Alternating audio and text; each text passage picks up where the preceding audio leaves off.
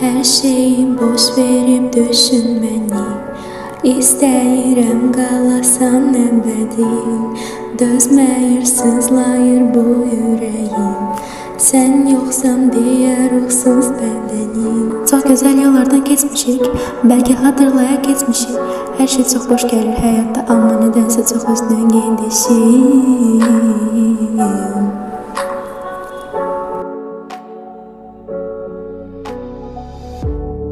Hələ də qəlbimdə sən inan, mənimlə birlikdə həyallara qaçaq. Sənlə birgə, sənlə birgə. Bu gecə gələsən yuxuma, mənimlə birgə olaq nə olar.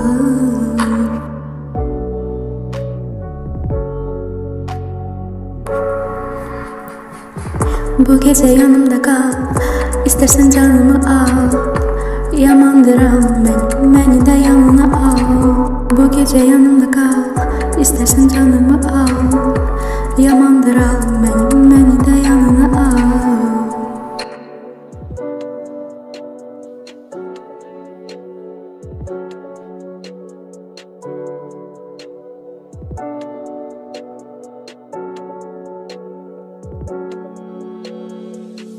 Daha halsızam, çok yalnızam.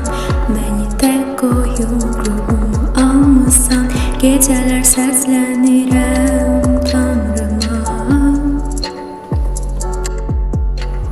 İstedim yuxuma gelmedin, sen tuttun yanvarın ellerinden. Gittiğin kimi dönmek istesen git, hiç oynama hislerimle. Çektim tüstü duman, boş boş danışma artık, kuldu beynim duman dağıl. Bunlar düşünme eyni olar her şey.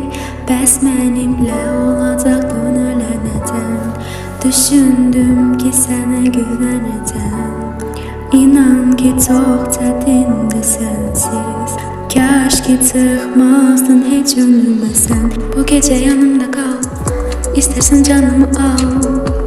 Yamandır al məni də yanına al. Bu gecə yanımda kal, istersen canımı al. Yamandır al məni də yanına al.